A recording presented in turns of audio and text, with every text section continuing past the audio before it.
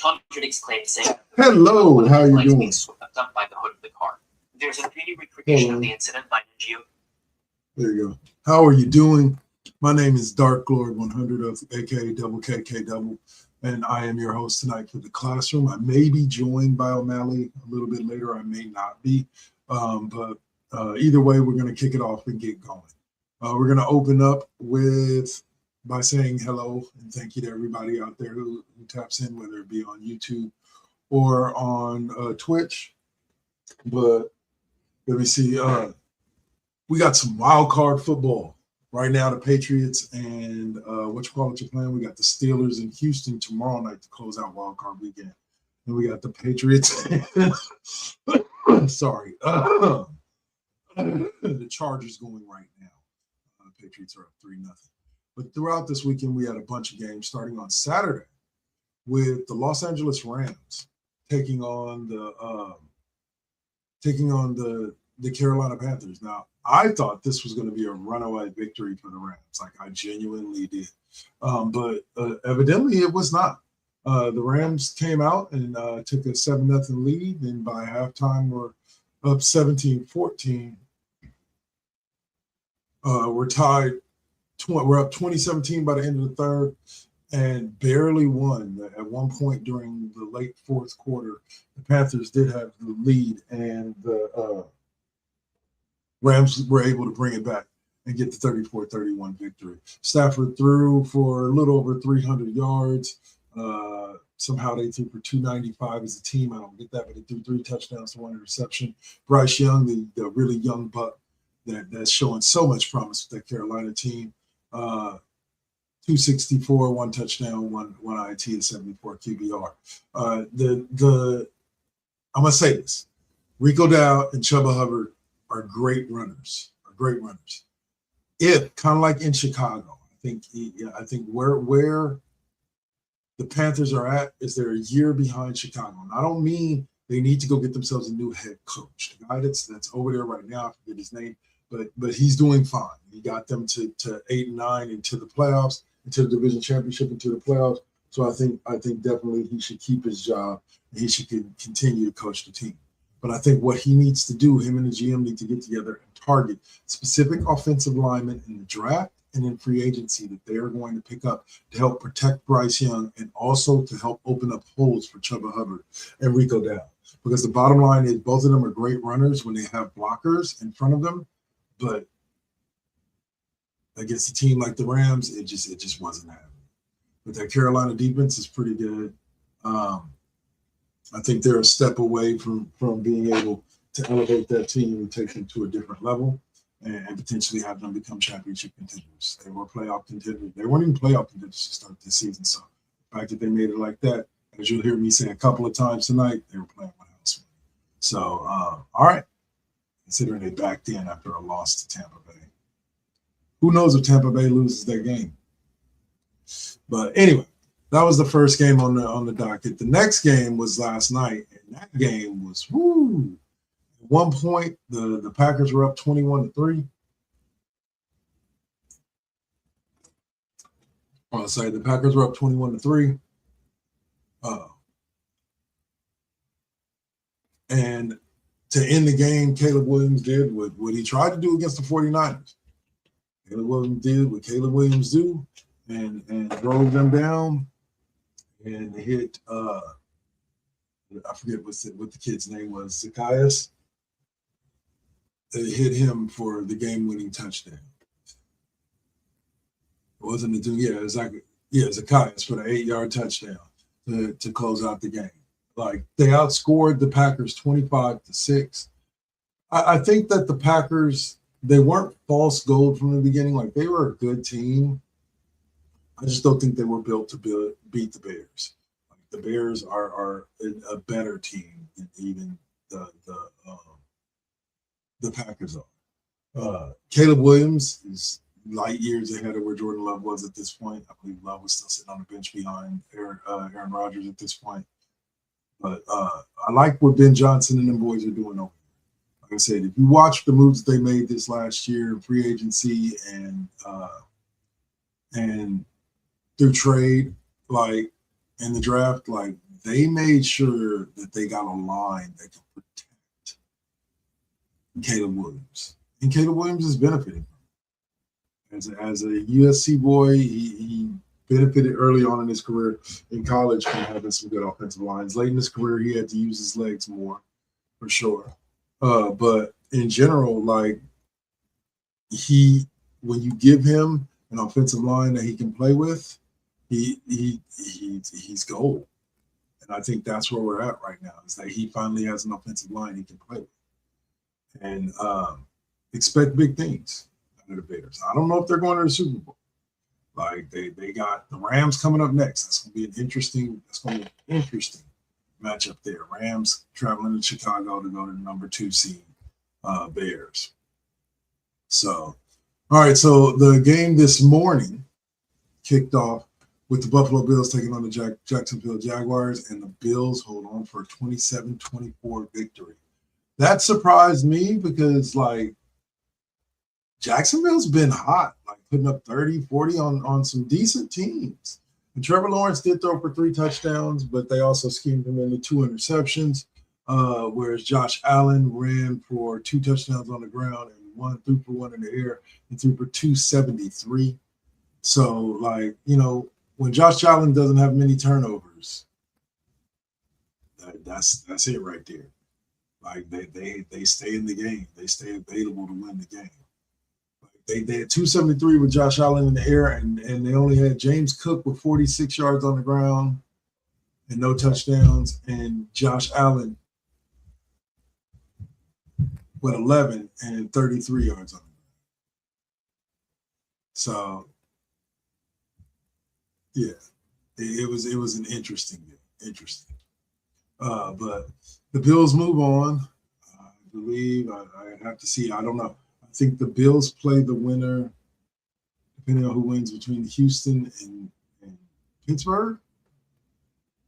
And then the other AFC team that plays today, New England, because I believe New England ended up with the 1 seed. No, Denver ended up with the 1 seed. Why didn't the Broncos? No, who plays the Broncos? We'll see. Right now, I don't know. I don't know who, what, when, or where. Let's see, playoff bracket. All right, so we got that NFC side set. So it looks like the winner of Steelers, Texans will either play the number 2 Patriots, depending on who wins that game. They're tied 3-3 right now. And the Bills. So the Bills will play. The Bills are the 6th seed. The Patriots, if they win, they're okay. So the Bills will probably be going to Denver, and the winner, if the Patriots win, the winner of Steelers, Texans will be coming there. If the Chargers win, then the Chargers will go to the Broncos, and the Bills will play the winner of Steelers, Texans. So this Patriots game really decides kind of how everything's going to go. So you guys have to we'll have to check that out as the more scores roll in. But the NFC side of the bracket is pretty much all set. Let's see. Let's show you here. Pretty much all set with the 49ers.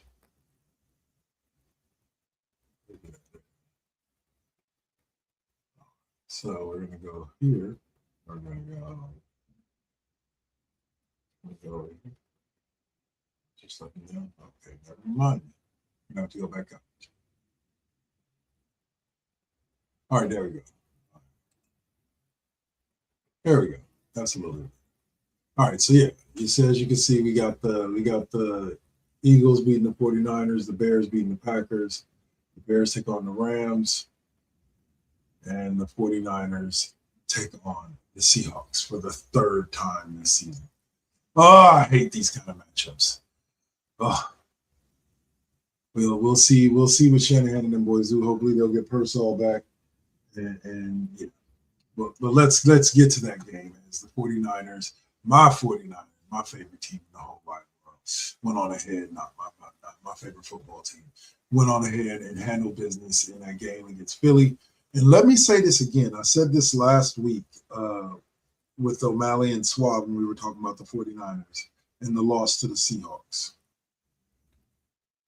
This defense is young, and I like what they're doing. Like I said, the Niners bring in people that they know can contribute, and that is huge. Like that is huge, because Eddie Kendricks made the game-winning play on 4th and 5 on a pass over the middle. Like he wasn't on the team to start the season. He rebuffed the team last season to go play for Dallas in free agency, and then signed to the practice squad like 2 months ago, and is making the play that sends us to the divisional round. It's interesting to see what's going on in San Francisco because, again, I told you, you're gonna hear me say this a lot. They were playing with house money. They did not. Nobody, like once they took those injuries, nobody expected them to play this well. Nobody expected them to go this far. Nobody expected Mac Jones to go 5-3, like in his starts, or 5-2, or whatever it was for him. You know, like nobody saw this coming. After they lost Warner and Bosa, I think they lost Bosa on the opening week of the season, and they lost Warner the very next week. After losing those two, nobody saw this coming. So they playing with house money.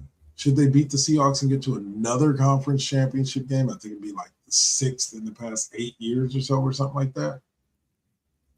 That's insane. I'm not saying it's going to happen. I personally don't know. After that ass whooping the Seahawks handed us handed them at the end of the season, I don't know if they're going to be able to win next week. But I do know this. I'm proud of this team. They've made it this far. Like 12 wins. Again, nobody could have saw it. Nobody could have saw it.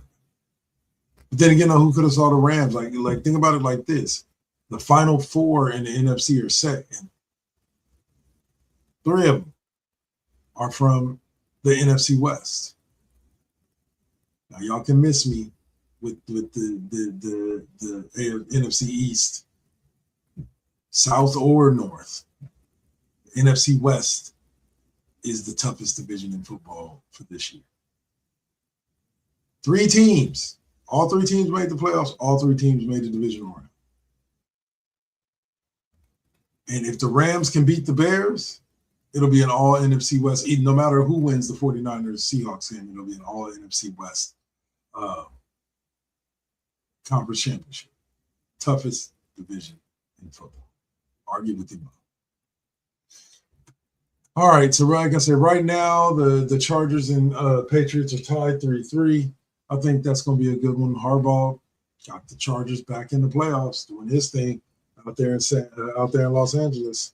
And let me say this: I hope that the Chargers can finish this run for the Patriots because, man, kind of Patriot fatigue.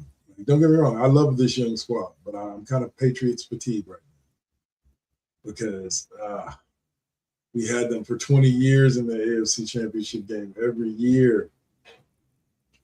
Let's get somebody new. But if they win, they earn it. They earn it. And I'm a little bit on the opposite side because I'm a Jim Harbaugh fan. I always have been. I was a fan of his when he coached for the Niners. I'm a fan of his now. So that's what's got me kind of rooting. But needless to say, that game should continue to be good. It might finish. It won't finish up. We'll be off air before it finishes up. So tune in and check it out. It should be a good game. And tomorrow night, we have the Houston Texans taking on the Pittsburgh Steelers in the final game of Wild Card Weekend. Weird to have it on a Monday night. I wonder. I always ask, did they do that last year with the NFL playoffs? Did we have wild card games on Monday night? Like, I don't remember that. Like, it would trip me out if we did. Like, normally all of the football games during Wild Card Weekend are done up by the end of Wild Card Weekend. By the end of Sunday. But this week we have Aaron Rodgers taking on C.J. Stroud in Pittsburgh. And let me tell you this. Hey, what up, Wood? How you doing? Hope things are doing well for you. I'm just out here talking about these NFL playoffs. My Niners doing big things, hopefully. But the Steelers and Texans are two evenly matched teams. Aaron Rodgers he's a good quarterback, still decent, definitely like slightly above average, but he's not Aaron Rodgers of old. He's not Aaron Rodgers of old at all. So I'm hoping that the Texans can pull this off because I would love to see them do something. C.J. Stroud. I'm a fan of C.J. Stroud. Yeah. What can I say? My boys went in and did what they had to do. So it just shows the parity of the league, though. Like Troy Aikman said, or not Troy Aikman, but Tom Brady said, like, it's difficult to repeat. It really is. So that's why you got to enjoy every championship because they're precious. But yeah, like I was saying about Pittsburgh. Yeah, so like Aaron Rodgers, I don't know. Like I'm hoping I want to see C.J. Stroud move on to the next round because the Texans are a better story. Aaron Rodgers doesn't need another championship. He's a Hall of Famer already. Like, let's be real. Aaron Rodgers really doesn't need another championship. I can understand him wanting another championship. It's like with Brady.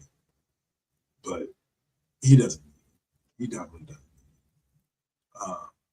But I would say this to you about the Eagles before I finish wrapping up the NFL talk, Moss. They're not dead in the water.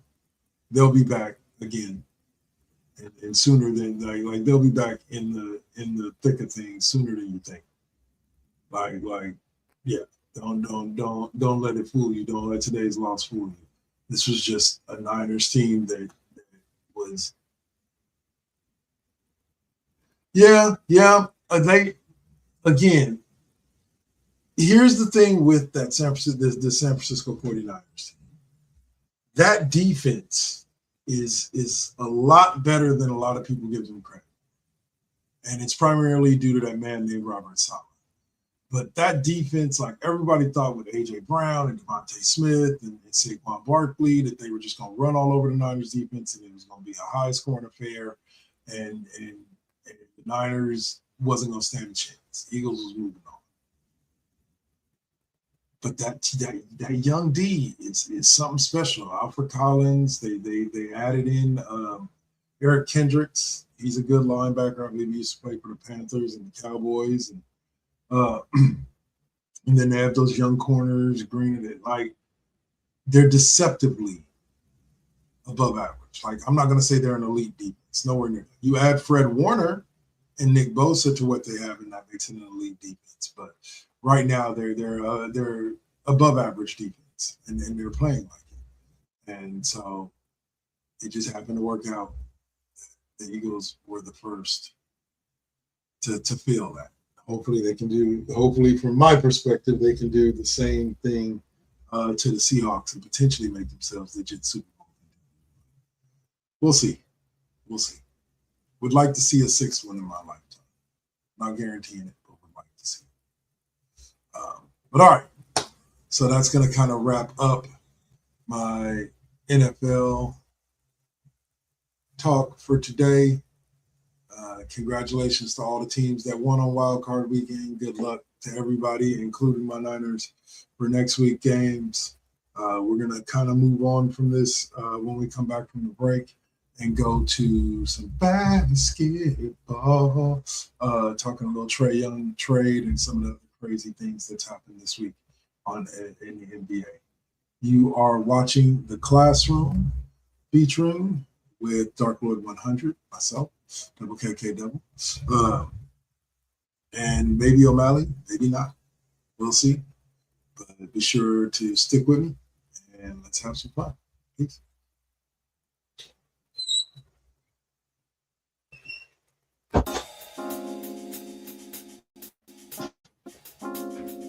We back at it. Yep, we still doing it. Poetic beat. First GenXers. Let's get it, y'all. Come on. We back in the building. It's been a long time cooking in the soup kitchen. And I'm chilling with the same. Dropping these beats won't stop, nope, I can't. Let me get up in the lab, turn it up. Game on with the first GenXers. What's up? Let's flip on the switch or the Xbox and get up in my zone, I'm clowning. Let me clear my throat for a minute. Shout out to my folks while I'm in it. It ain't nothing but love, it's babe business. I really don't know what's so who ain't feeling this. And this is only the beginning. Now versus then, this is something for the chillin'. Poetic got the joints like McDonald's. I'm loving it. It's the first gen. We're now rocking with Poetic Beats. This is the first GenXers production. Get your PlayStations out. Get your Xbox out. Get your Switch out. Let's get it in, y'all. Holla back.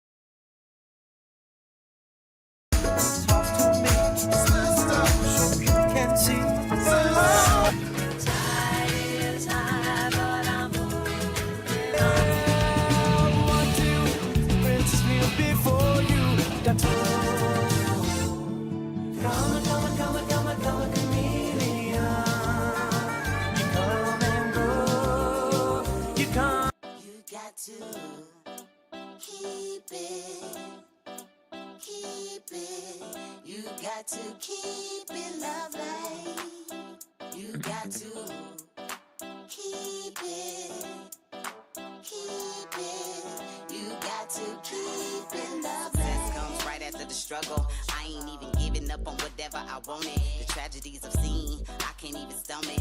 Most of y'all weak as shit and would've started running.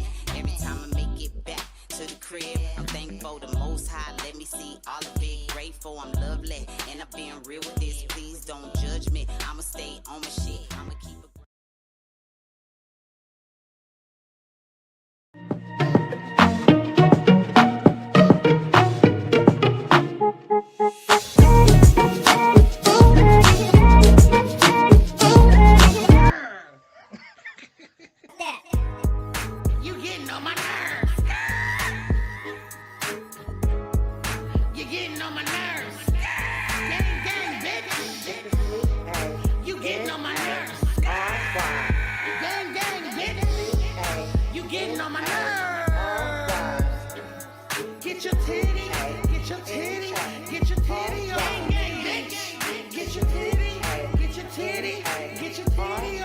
I said what I said. No, please don't tell on me. No.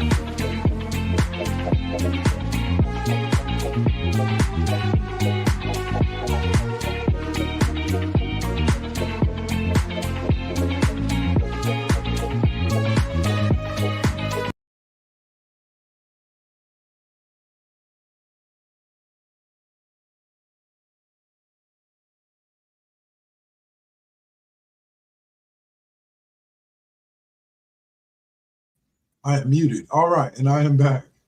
So thank you guys for checking out that little promo block there for us. Wood, it was nice talking to you. So when we come back, now that we're back, we're gonna be talking a little NBA. Okay. And week 12 news. Oh no, there we go. And stories. There's a lot of interesting ones. We're going to open up with Trae Young getting traded to the Washington Wizards. What's hilarious about this, I'll tell you this little story. Swab was talking to me about it over the phone as it happened, like as we were getting the ESPN notification saying that Trae Young wanted to be traded a few weeks ago or a few days ago. And he's like, and it says Washington Wizards are the leading candidate for where he wants to go. And we're like, why? Like, and here's the thing for me is that, hey, what's up, Tech Tinkers? Thanks for joining us, bro, or joining me. I want to say, but yeah, Trae Young said he wanted to, and the thing about it is like, nobody wants to be traded to the Wizards. Like at least not from our opinion, but evidently he did.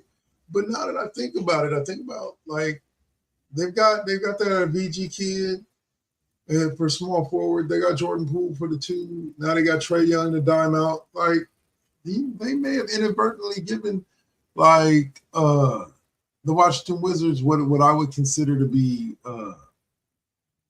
John Wall light. Like Trae Young has the ability to put up 40 in a night, but he also has the ability to put up 15 assists. He is a guy that knows where and how to move the ball around and keep it going. And Jordan Poole knows how to hit shots. So does the Vici kid, 3-pointers. I forget who they have down. I think they have Valanciunas down in the post. So he's a beast.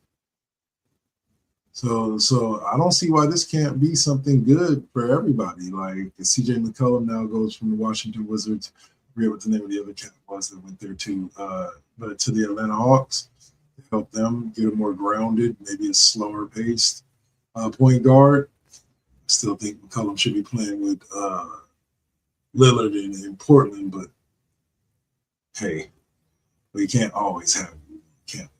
But Trae Young, good luck to you, bro. Like the Wizards, I don't know. Like I don't think they're gonna win a championship, but like, maybe they can have some fun and let people know. Let's see. All right. We had more star players get injured with Anthony Davis, unfortunately tearing a ligament in his hand and is likely out for months. Like, this dude can't stay healthy. Like, this is insane to me. Like, when he's on the court, he's like a 20-10 or 20-20 like monster. But you can't keep him on the floor more than like a year at a time. Like, and it's insane when you think about like the last time he played a full healthy year of basketball, the Lakers won a championship with him. Like, the last time he played a full year of basketball, he won a championship. Like, other than that, he's been missing like months at a time. And now he's going to be up for more months. Victor Wemby returned from a 2-game absence due to knee soreness, coming off the bench against the Grizzlies. They're going to bring him back slowly. And Tyler Hero, toe, and Marcus Strus foot also made progress with Hero returning after an 11-game absence. Like, I don't know what it is. Like people say, oh, the game's more athletic, blah, blah, blah, blah, blah. But here's my thing with it. Look at how much, like, don't get me wrong, like, people got hurt back in the physical era of basketball. And I'll call it that, the 80s and the 90s. That was the physical era of basketball. People got hurt, but not at this clip, and not for as long. Like, yeah, some of it was like we had the stupid mantra about people friggin' playing through pain and shaking off injuries because they're not leaving the game because they got too much pride and all that. That existed.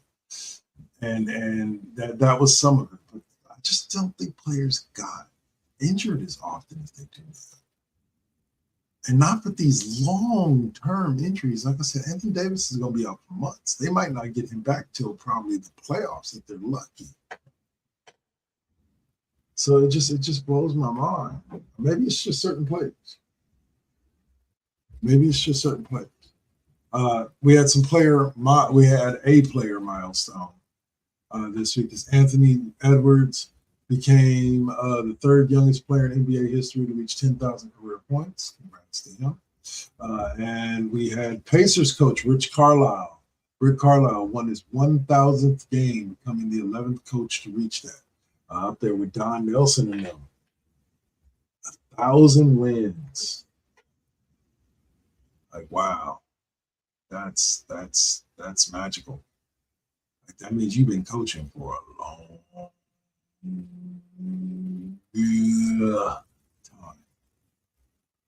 So, Anthony Edwards, bro, telling y'all, like, everybody that I know is like, well, every LeBron fan, is like, LeBron's record is never going to be broken, ever. Like, there are a couple of different candidates in the NBA, people like Anthony Edwards, who could very well break LeBron's record. Like, yeah, it probably won't be in my life. It would have to be in my lifetime. He's not going to be playing basketball. I'm only 50.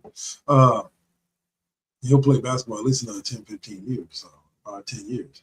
So, but I think that, like, it may not be Anthony Edwards, but I think that the way that the league is started leaning towards making it more advantageous for scorers to score points.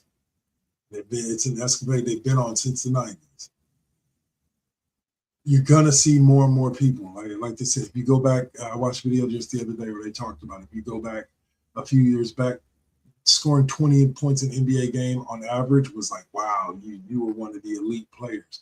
Then in like the late 90s, early 2000s, it became like 28 to 30 points a game. Wow, you're elite. Then just a few years back, we had 3 or 4 people at the top of the scoring thing averaging 30 points a game. Like, and I think it's only growing from there. And it's part of it is because of the skill level of the players that are playing. They're definitely a lot more skilled. But as I've always put a caveat on it and said, skill does not always equal better. But there are tons of skilled folks out there, and they're putting up baskets. Like I said, you got guys off the bench averaging 17. That wasn't a thing back then. You came off the bench and your primarily role was off the bench. You maybe averaged 9, maybe 12 points a game. Now you got 6 men averaging 27 a game. So at the end of the day, we're leaning towards an NBA that will see records broken consistently. Not just LeBron and LeBron's on top of it. All right, and then the San Antonio Spurs maintained their lead in the power rankings this week with the Houston Rockets and Detroit Pistons rising into the top 5. Tyrese Maxey had a hell of a game on 34 points, 8 rebounds, and 10 assists. Kawhi Leonard had a hell of a performance with 45, 7, and 3 against the Jazz. Kay Cunningham went for 30 as well. And then Paolo Brancho, for you fantasy managers out there looking for a late pickup, if he's available in your league, averaged 53 fantasy points in 4 games, including a triple-double. And Devin Booker's game-winning three-pointer with 0.7 seconds helped the Suns beat the Thunder. So, but currently the Oklahoma City Thunder is leading West, while the Pistons are leading the East at 20. So that would be all of our NBA talk for this week. I'll just throw in one more thing. The Warriors have seemed to hit their stride recently. They are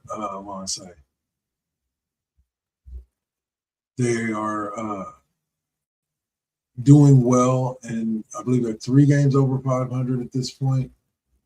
Let me check the standing. Let's check the standings together. NBA standings. So yes, let's do this together. Ta-da! There we go. Yeah. It's a little bigger. People that are high challenge like me. You got the Detroit Pistons up there, 28-10. 28-10. New York Knicks right behind them, 3.5 games back. This is the surprising team right there, the Boston Celtics at 24-14. The Cavs are surprising as well because they were in that number 1 slot last year, but fell off to the number 7 spot this year. The Thunder, 33-7, best team in basketball, defending champs. Can't take nothing away from them. And then you got the Spurs right behind them, 5 games back. The Lakers look like they're a top 6 team. The Warriors are not that far out.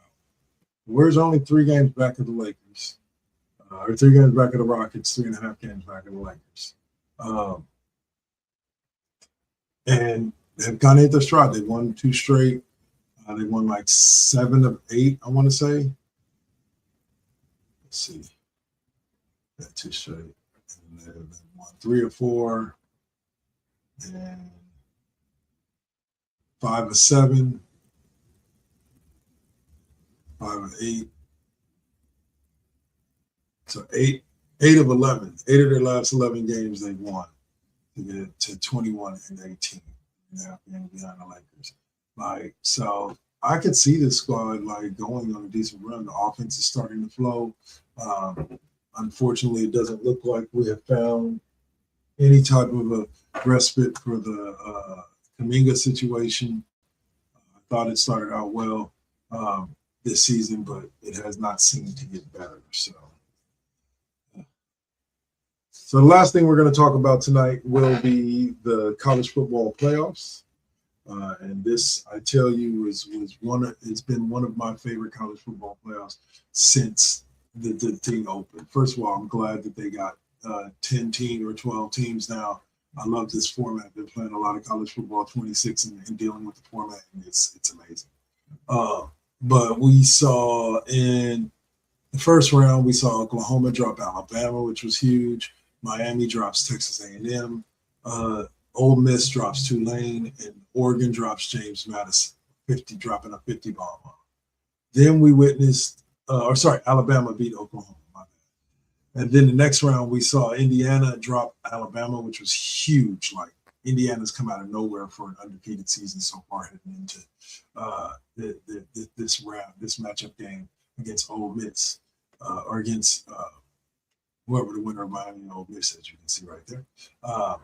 Miami dropped the defending champs. It's the second time that the defending champs have been dropped this episode. First the Eagles, now the Buckeyes got dropped. Then you had Ole Miss drop Georgia, which was a huge SEC battle, and then Oregon drops Texas Tech to lead us to the games that we were talking about right now, which was Miami dropping Ole Miss 31-27,